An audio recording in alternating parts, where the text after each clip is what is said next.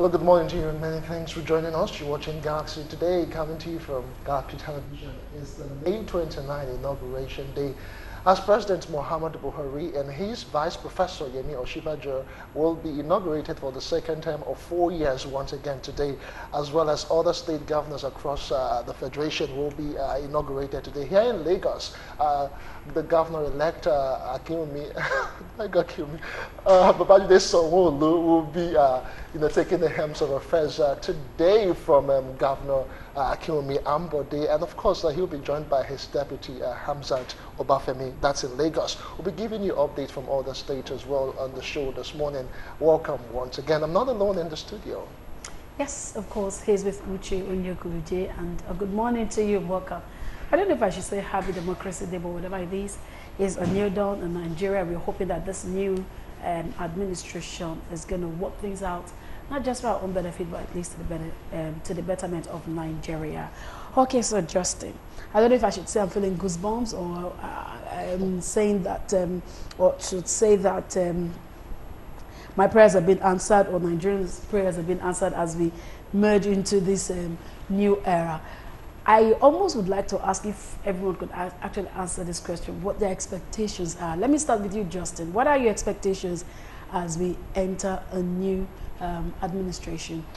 Well, basically, new administration, new dispensation, but with the same administration. That's President Muhammadu Buhari and his deputy, Professor Yemi Osinbajo. I guess Nigerians will be looking at a whole lot of things, expecting a whole lot from this particular administration. First of all, they'll want a better economy, and of course, they'd want improved security, because that is one problem that is actually re-echoing by the day across most states. There's insurgency, armed banditry, kidnapping in the south. A lot of Nigerians are not really sleeping with both eyes closed. So security should be one of the issues that should take center stage as they get inaugurated today. Most people who are looking for better jobs, they would want to see, productivity in terms of the young people. They promised Nigerians, they promised they will engage 1 million Nigerians with the N-Power program. Let's see how that particular scheme would work this time around. There's been promises over time, but this time around, we want to start seeing result in this new dispensation. We have guests in Lagos who will be discussing all of these issues with us this morning, and of course, like I told you, we will go across the states, to get live updates. Before we introduce our guests, let's take this sound bite from yesterday. The military saying they are set for the inauguration, just in case there are any skirmish around Abuja. We'll take that and we'll return. Stay with us. And Mr. President had to call for this meeting, given that tomorrow he'll be sworn in. Of course, basically the meeting was to further reappraise him of on the actions taken after the last meeting. We all recall too that the state of insecurity, particularly armed banditry, kidnapping, and robbery, had been briefings were to the effect that we've had better response from the military and security agencies.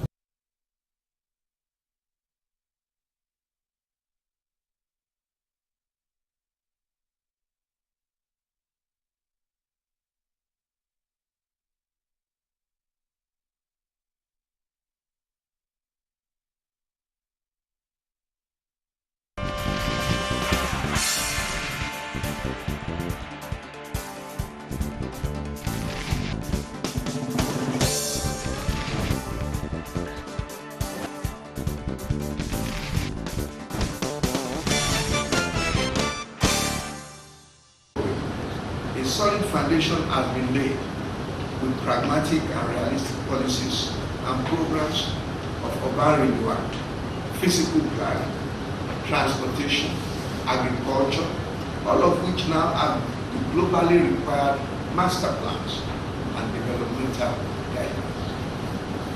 We have commenced the implementation of these policies to ensure the sustenance of peace, security, safety, rapid socio-economic growth, and sustainable development of our state.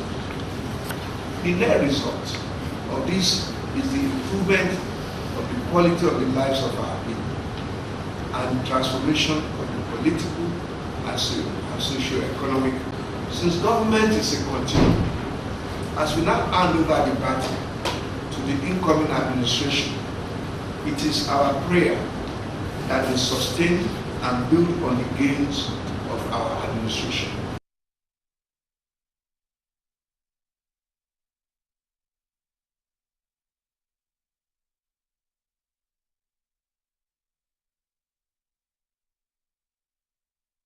I'm saying it, I'm under camera.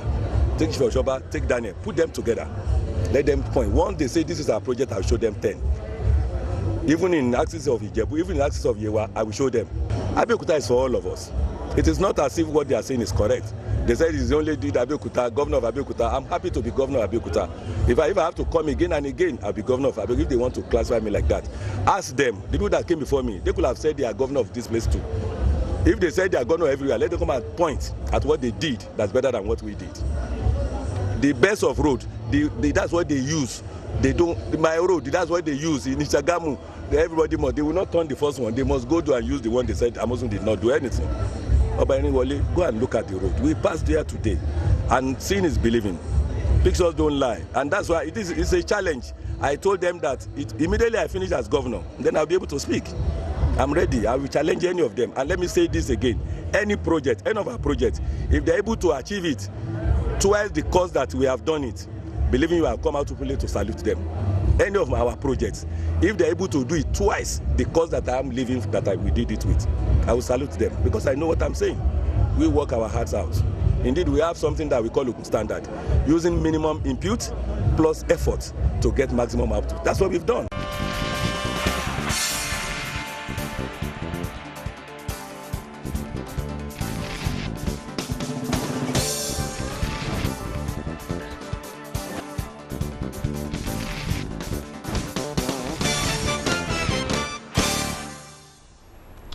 All right, welcome back. It's still Galaxy today. You just watched those soundbite from Abuja to Oyo State, then to Ogun State, where the governor, outgoing governor of the state, is talking about how he has fared, and of course how some people are calling him the governor of Abeokuta. Well, those are some of the things you get to hear when one administration is moving on to another. But we'll have a guest here in the studios who will be looking at some of these core issues with us on the show this morning. He's a friend of the house. He's a policy analyst and a social commentator. Ladies and gentlemen, let's make welcome Shola Omolayo. Good morning to you, Shola. Happy May 29 inauguration to you. Good morning, Yes. Good morning. everyone. Good morning, Nigerians. Yes, good morning. And happy swearing day. Who is swearing? I'm not swearing. It's like Swearing in. swearing in anything. Either entering into swearing an oath or swearing to swear. Okay, so now it's May 29 and people have been waiting for this day to come. I mean, those who campaigned and those who won have been waiting to assume office. Nigerians have been waiting for this day. Some people rumors that there might be some bit of chaos or riot, but let's start with you. What are your expectations now that it's a new era? For Lagos, it's going to be from one hand to another hand. For other states, it's going to be a continuous work. Federal government is just a continuous thing. The last administration is one taking over. But for you now, what are your expectations? What would you say you're expecting to see from this administration, both Lagos and federal government? Yeah, first of all, personally, I have to thank God for experiencing this kind of atmosphere that we're having now, because no one ever thought it could be this smooth. Though along the time of the election we have some kind of scratches in some areas that almost seem dooming to May 19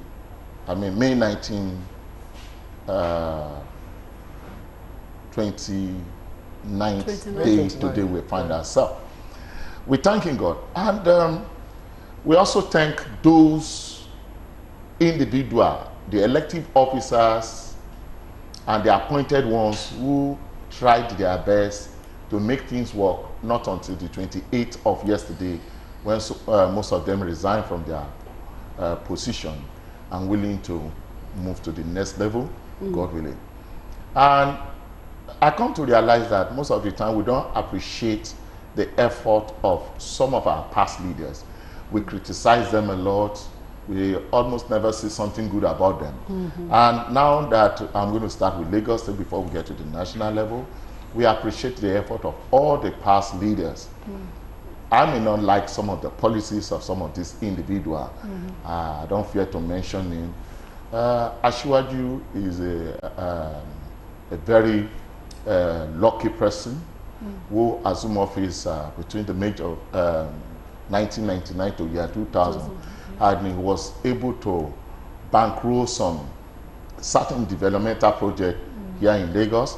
Like I said, I may not like him in the totality of it, which is my own view, but somehow, somewhere, he was able to manage the affairs politically that brought in some other governors that we have seen in Lagos State. And if for nothing, I will be very, very honored to continue to thank the Minister of Power, Housing, and though his experience in this past dispensation was not too pleasant. But if anything, Lagosian, Nigeria should appreciate the past excellence of Lagos State in person of Babatunde Raji Fashola. He did something to Lagosian, every Lagosian that we'd never take notice of. Do you know Fashola was a person, as an administrative officer, what the military could not do, he achieved it within a short time. How? By pushing our children away from the street. If you remember in those days, during school hours, you see children littering all the street. You don't know the holidays, you don't know either they strike or not, you just find them everywhere. And we forget this because these guys will have become a kind of a military boot to Lagosians, causing some kind of unrest, insecurity. But he was able to manage, because we don't think about our young children. And it has been the major problem of this country. When I thought of this yesterday, in fact, I was not the one that took knowledge of it. My wife brought my attention to read that Fashola did something very great. And I want to believe that every other leader should think of this incoming generation. You understand it? Enough of there is no road, there is no water. Fela sang about this. You understand it? But now, the children is my main concern. Now, how do we prepare them for the next generation? Anybody between 35 now should be ready. You just know that you just have a time frame. You are smiling, eh? You have a time frame. You understand it? But these ones, we need to really begin now to work for them. Because if we think that our father has failed us, if we don't start to think about what will become of these children, so in the next couple of years, our children are going to tell us we have also failed. So we should begin to think based on their education, which is very, very important. This dispensation, based on all the agendas that they have, if they have any, I don't think there's really anything to celebrate. For me, it's just one, a change of guard. But in Lagos State, we might have it better. You understand? It now depends on which angle in the coming advent of Sanwo-Olu. You understand it? We might have it better. We might also get it tougher. How? Because some policy is going to come in play that are beginning to see that we might not find it easy to hold on to. But I want to believe that Nigerians are very orderly people. We respond to rule of law once we know it's going to benefit us. So I want to believe that for Lagos State, yes, there is hope. For some states that we are having a change of baton, there is hope. But for other states, that's been a continuous one. I don't know, because there's going to be some kind of political battle this year, like I told you before. 2023 is going to be a time of battle, of change, of battle, which is going to erupt from, go and write it down, from the ruling class themselves. And it's going to be fun. All right, just to let our viewers know that I know most people at home this morning, so let us know what your expectations are for the incoming administration, both at the federal, at your own state level, wherever you're writing from today, even if it's outside Lagos. Let us know what your expectations are. Feel free to do that with us. Share it with us on social media using the hashtag Galaxy Today. You can also send SMS, if you have contributions, questions, or you just want to generally talk about Nigeria's democracy, almost 20 years after. Let's talk about it. Feel free to interact with us. We will take your messages as they come in. All right, Shola, a lot of people are beginning to send in messages, but before I start to take your own message, it's been 20 years since we moved away from military to democracy. It's been 20 years now. In this particular time, how would you say we have come as a people? Some people still describe Nigeria's democracy as nascent, but 20 years, how far have we come? Yeah, you see, the problem started from, we ought to have gone past where we are now.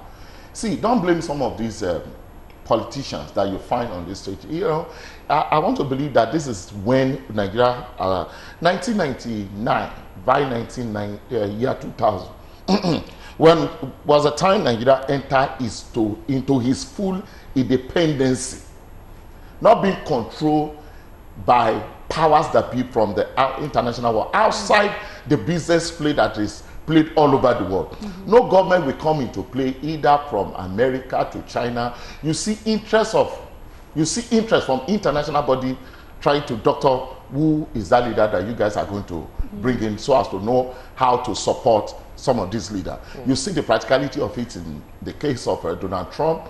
Obama had an experience where it was also being doctored. I want to believe that the government of Obama, begged to be corrected, was highly promoted by the Chinese institution at that time.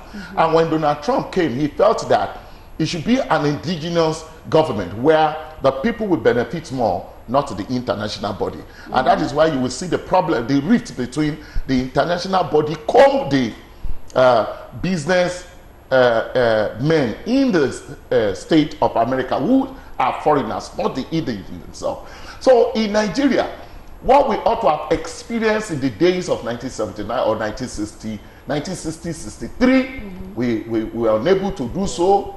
It crashed. In 1978-79 to 1982-83, it also crumbled. We were unable to go on that democratic process of learning. Remember, if you check into your archive, when the government of Buhari came into office at that time, right? I'm going back history now. Okay. When they came into power by the coup of 31st 1983.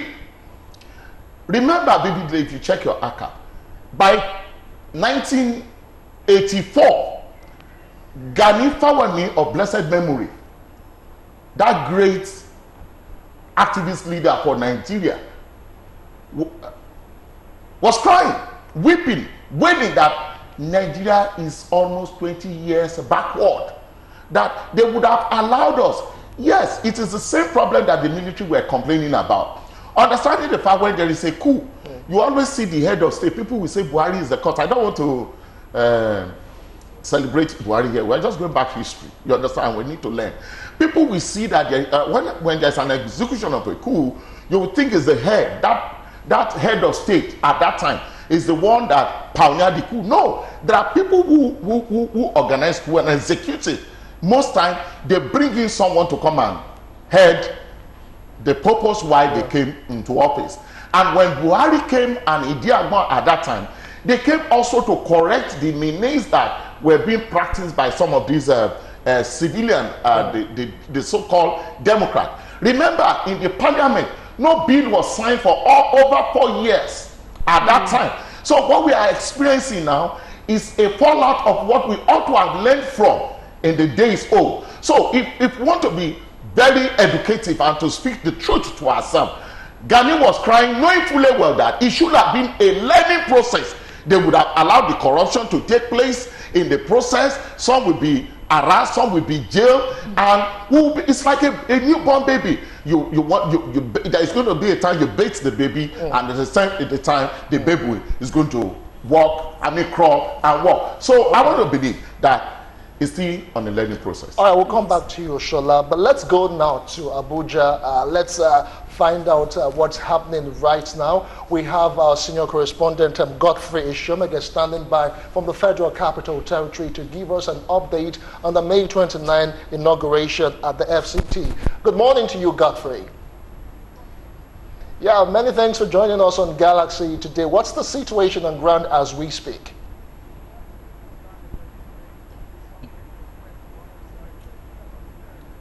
For his second term of 4 years, it's already ongoing as we speak. His motorcade arrived at the Eagle Square at exactly 10 a.m. and the sirens and all making entrance in a very serious manner into the venue of the event, which has been attended by a lot of dignitaries, but of course no notable names in terms of world leaders or national leaders present at this venue. This in line with the statement made prior to this event that this is going to be a low-key one, looking at the fact, considering the fact that the main event, that's a June 12 event, which is going to be the actual Democracy Day, is slated for where that should likely be one that will be a more elaborate event. But then, of course, with respect to how the event is going on so far, one thing I can tell you is, as you can see right behind me, the security arrangement here is watertight, if you like, airtight, because all roads leading to the Eagle Square have been cordoned off. So you don't have easy access to the Eagle Square if you have no accreditation. The idea is to ensure strict security is enforced to restrict movement in and out of the inauguration venue. And of course, you know the reason why that security arrangement is in place. Godfrey, let me just sample your opinion concerning the pulse of the people. Just yesterday, the president submitted his asset declaration form to the CCB, and he was actually telling them to keep safe his asset declaration form in case of maybe detractors who may just want to use that to leverage on that. But in your opinion, how are the residents of the FCT, receiving this new, not really new, this next dispensation of President Muhammadu Buhari? Well, of course, as expected, you always have mixed views on this. Well, there'll be on one side, this is more like a depiction of who Buhari is. A man of integrity, a man of his word, a man who always wants to come clean to everybody around, to let him know that, hey, it's not his stance against corruption isn't a mere word of mouth. It's more like coming out to say, hey, I'm coming out a second time and my stance on corruption hasn't changed. I'm still the same old Buhari, and in fact, he says it's going to be faster this time around. It's no longer going to be the Baba Goslo, quote unquote, that he was term in the first tenure. So, but then on the other side, people may want to, some have dismissed his supposed asset declaration as mere hypocrisy because he hasn't taken a tougher stance on corruption because people say he's been selective in terms of his anti-corruption fight.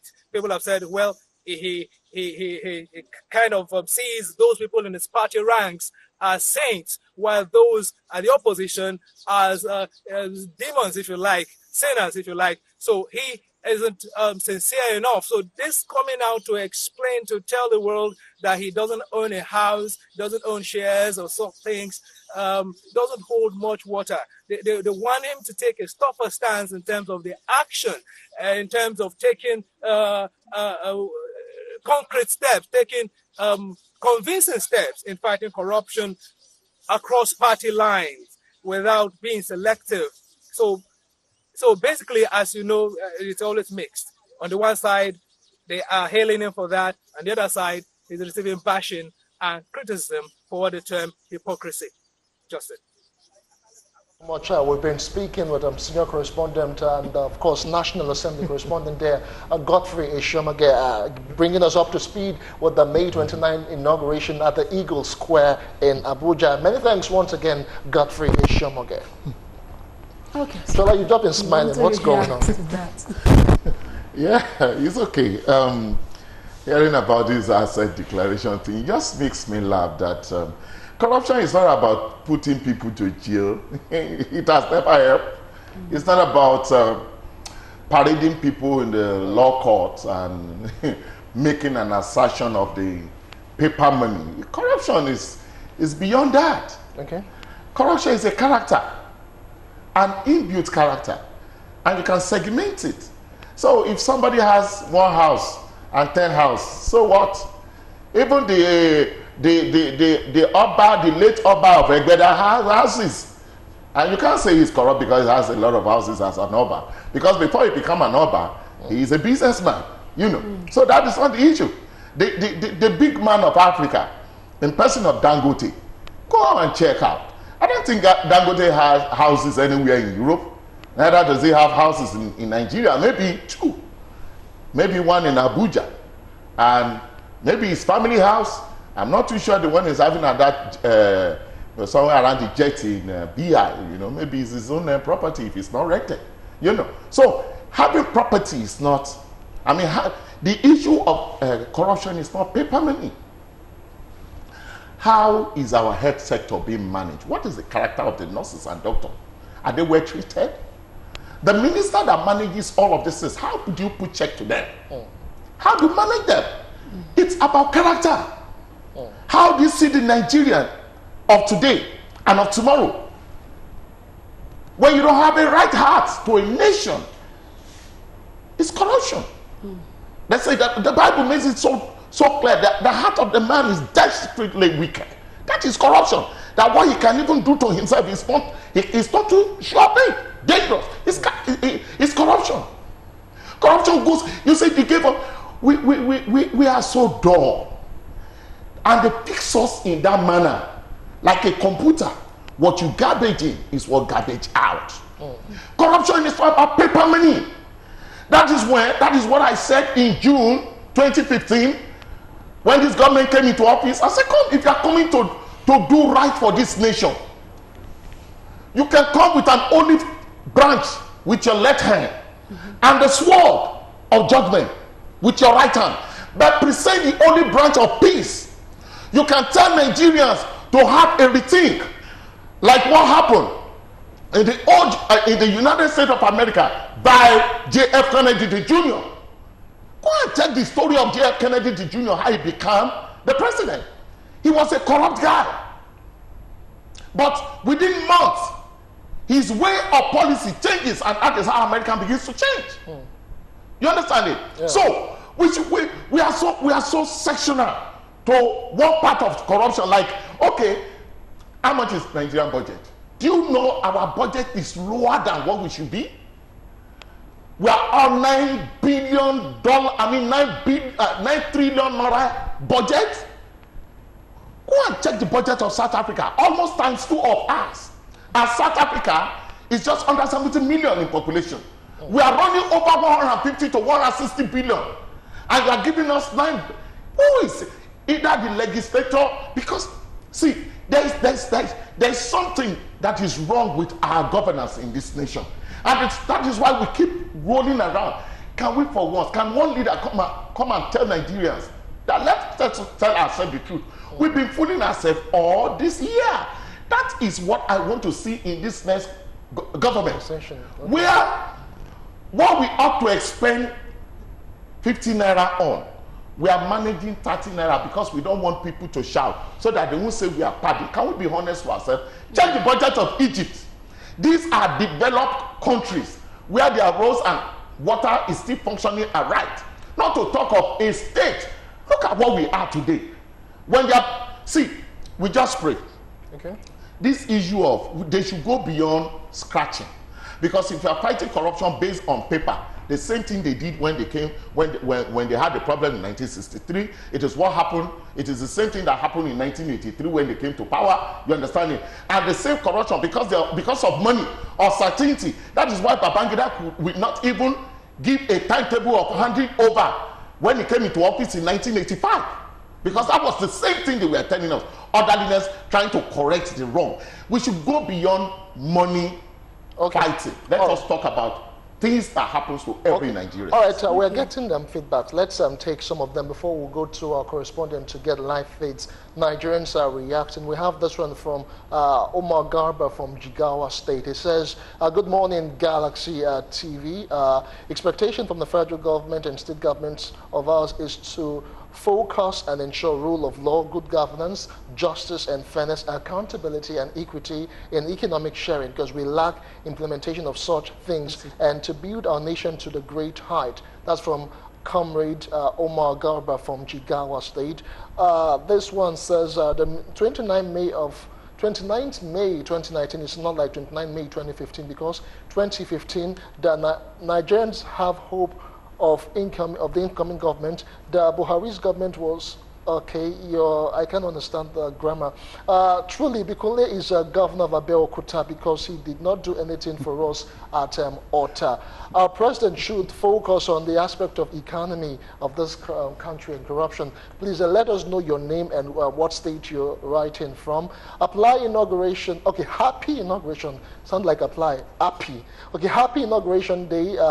They should focus on the system of education in Nigeria because it has gone to something else. Government should please do something to that issue. That's from Shim from Songo, that's in Ogun State. Sapele people are not happy with the state of Ogorode Road that leads to the power station and the Nigerian Naval Engineering College. Fashola Buhari should come to our aid. Okay, that's from Delta State. Good morning. Well, on my own side, I advise Mr. President to retain Fashola, that's the Minister of Power, Works and Housing, and let Buhari pray and be careful of setting his cabinet for him not to choose the wrong people in his government. Prophet Ige John from Lokoja, that's from Kogi State.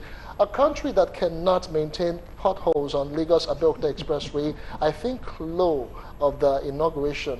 Okay, Adediro sent that one in. Hi, please tell the government to pay us our money. We, the INEC ad hoc staff in Kaduna, Riga and Chikun have not been paid. Show it in the news. Okay, we'll follow up on that from Kaduna State. Let's see if we have any more. Okay, we'll take a break. I will take more reactions and, of course, try and connect with our correspondents across the state in a moment. Keep the comments coming.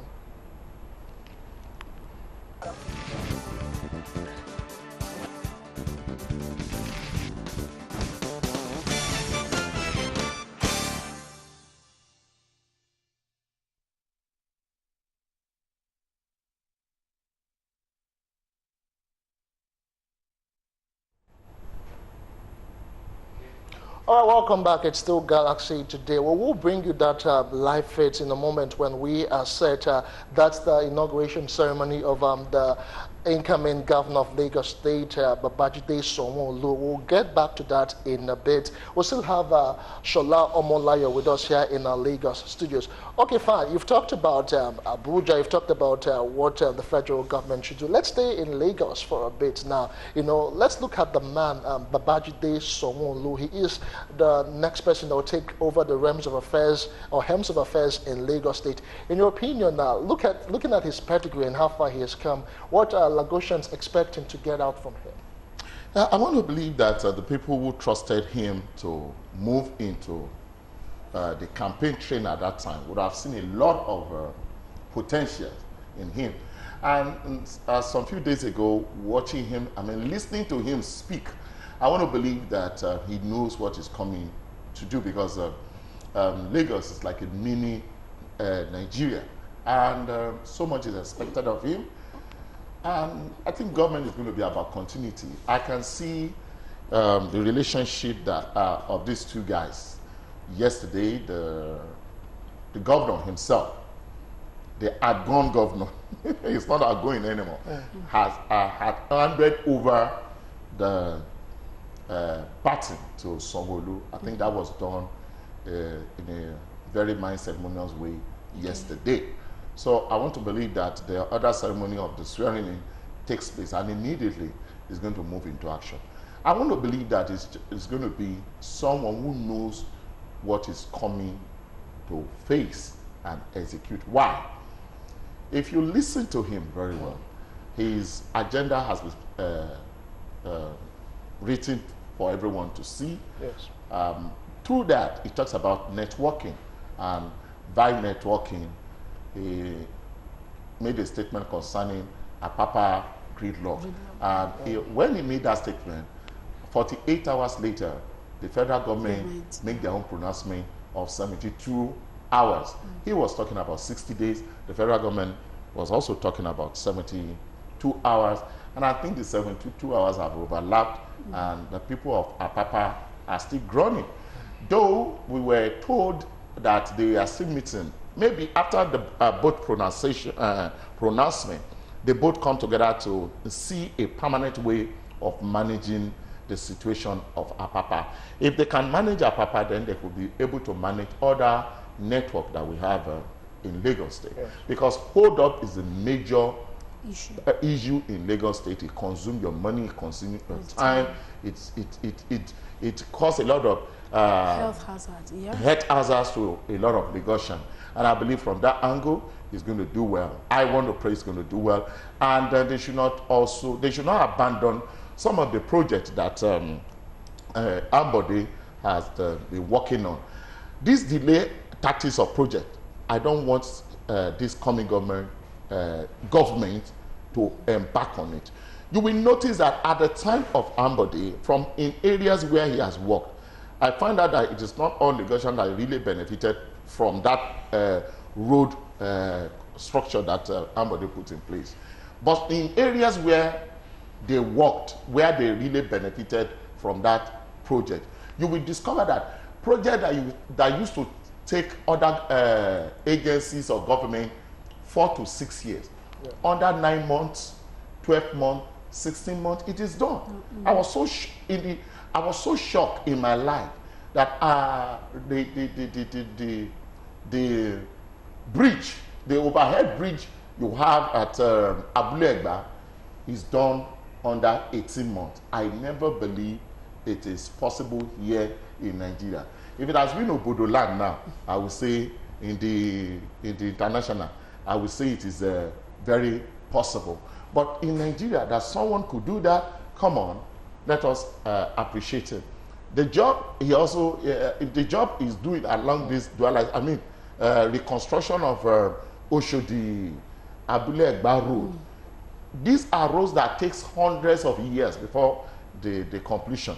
But you will discover that he always put a target of 16 months, 8 months, 9 months, and it's being done.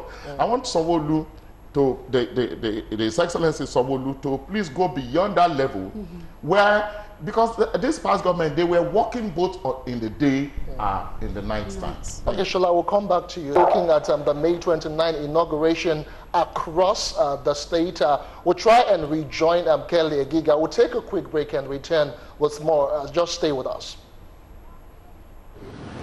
A solid foundation has been laid with pragmatic and realistic policies and programs of urban renewal, physical planning, transportation, agriculture, all of which now have the globally required master plans and developmental guidelines. We have commenced the implementation of these policies to ensure the sustenance of peace, security, safety, rapid socio-economic growth, and sustainable development of our state. The net result of this is the improvement of the quality of the lives of our people and transformation of the political and socio-economic. Since government is a continuum, as we now hand over the baton to the incoming administration, it is our prayer that they sustain and build on the gains of our administration. I'm saying it, I'm under camera. Take Shoba, take Daniel, put them together. Let them point. Once they say this is our project, I'll show them 10. Even in axis of Ijebu, even in axis of Yewa, I will show them. Abeokuta is for all of us. It is not as if what they are saying is correct. They said it's only did Abeokuta, governor of Abeokuta. I'm happy to be governor of Abeokuta. If I have to come again and again, I'll be governor of Abeokuta if they want to classify me like that. Ask them, the people that came before me, they could have said they are governor of this place too. If they said they are governor everywhere, let them come and point at what they did that's better than what we did. The best of road, that's what they use. They don't, my road, that's what they use in Ishagamu. everybody must, they will not turn the first one. They must go to and use the one they said Amazon did not do anything. Go and look at the road. We passed there today, and seeing is believing. Pictures don't lie, and that's why it's a challenge. I told them that immediately I finish as governor, then I'll be able to speak. I'm ready. I will challenge any of them. And let me say this again: any project, any of our projects, if they're able to achieve it twice the cost that we have done it, believing you, I'll come out to play to salute them. Any of our projects, if they're able to do it twice the cost that I'm living we did it with, I will salute them, because I know what I'm saying. We work our hearts out. Indeed, we have something that we call open standard, using minimum input plus effort to get maximum output. That's what we've done. And Mr. President had to call for this meeting, given that tomorrow he'll be sworn in. Of course, basically the meeting was to further reappraise him of on the actions taken after the last meeting. You all recall too that the state of insecurity, particularly armed banditry, kidnapping and robbery, had been. Briefings were to the effect that we've had better response from the military and security agencies.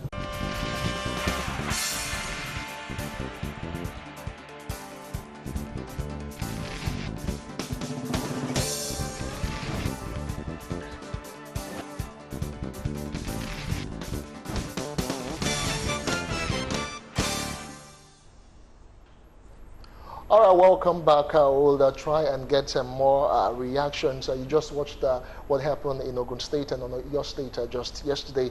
We have more comments this morning. We'll beseech the new government of Ogun State to remember us at Ijabayano Yesyota, and all our roads are bad. God will help you. Congratulations. In fact, I appreciate and like the way your guests are speaking the truth about the government. All right, we'll take more comment, but let's see what's happening from Imo State. Let's join Ajibade Awofeso. He is our correspondent from the Southeast Bureau. Good morning to you, Ajibade. What's the position at your location?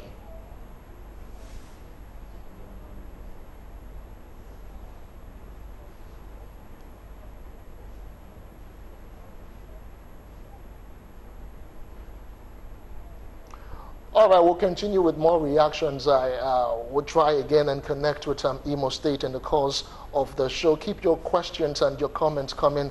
We do appreciate them. In fact, I appreciate and like the way your guests are speaking the truth about the past government and the present ones. What pains me most is how Nigerians can make, if Nigerian can make use of his advice, the ones given in the studio. I am Prophet Ige John from Kogi State. I appreciate Shola so far. He should be much fair in his analysis, because we actually want to grasp your points more. Adam Menga from Benue State sent that one in. Let's see if we can take more reactions this morning. APC is a party that loves double standards and cheap talk. You cannot move Nigeria anywhere with such. What is the meaning of Herdsman Radio? The president is only for the Fulanis. Prosper sent that one in from Abuja. Okay, thank God for the new leadership in Imo State. Imo is out of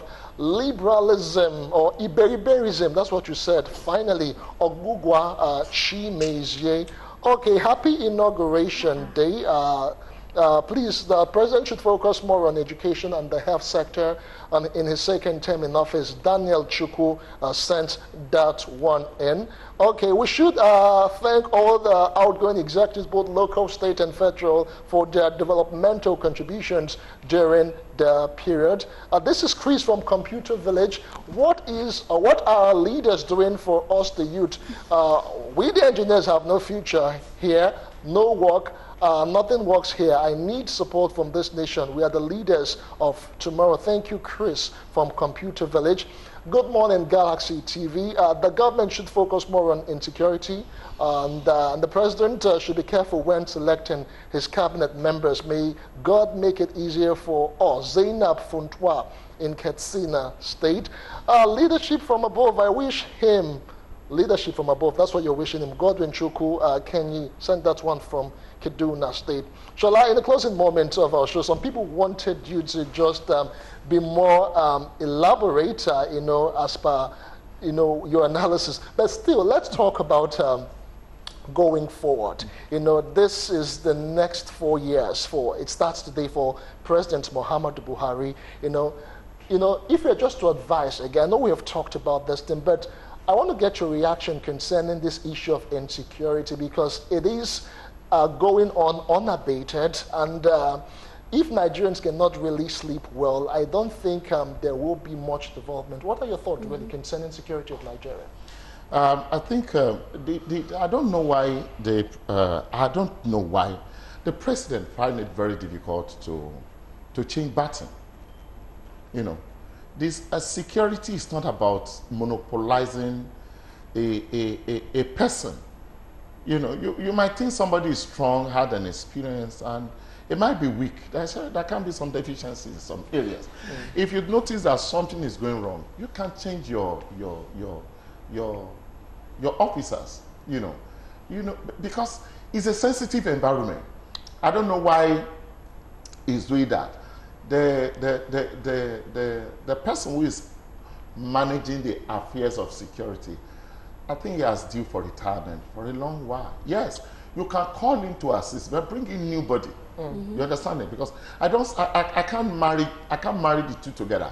Okay, so I have to butt in here. Yeah. We're getting signals yet again. I'm afraid that's as much as we can take from you. We cannot really hear from you from your location.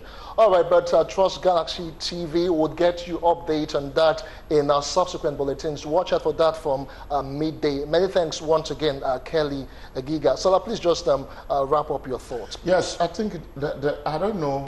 The president is an experienced person, and I want to believe he should know better on what to do, because I can't imagine the whole of the north has been circumvented by these unexpected alien that has visited our land and is doing more damages to the interests of Nigeria. Look, people are not Nigerians. We are so docile into some certain areas of life. That is where the agri produce of this country is coming from. And if we are not shouting now in the down south, don't think that because it is not here, you are going to feel the effect in the next couple of months, if you like it or not. Because most of the proceed comes from there. And if they bring your tomato, the tomato you ought to buy for 500 naira, they are selling it to you at 2,000 naira. You won't blame anybody. You understand it? And so the president should please change the guard. Either he likes it or not. This idea of retaining officers, you both started together, you must die together. I don't think we need it. You must change your guard. Even in the banking sector, in the health sector, they change guards. You understand it? Security is not what we should be toying with. These guys are everywhere. Do you know there is more fear in the land now? You can't travel. You're so scared. We used to be afraid of armed robbers before. Now armed robber is not even the big deal, because even armed robber is even afraid now. You understand it? So we have so much we have so much expecting from the president based on security, because that is their area. There are things we can say, but for security reasons, you must not say it. Okay. You understand it? Because legally, you might put yourself into trouble. All right, thank you so much. That's as much as we have time for on the show this morning. We have been speaking here with Shola Omolayo. He is a social commentator, a policy analyst, and we've been analyzing Nigeria's democracy vis-a-vis the May 29 inauguration. Many thanks to you again, Shola. We do appreciate it. Yes, hoping that June 12th is going to be Democracy Day. And on Democracy Day, they should not do ceremony in their office. They should bring the ceremony to us. We are the one who fight, who fought for what they are benefiting from. So they should not drink just wine and cut the cake. They should come. Let us have a fun fair. Let our children have experience of what a society should look like.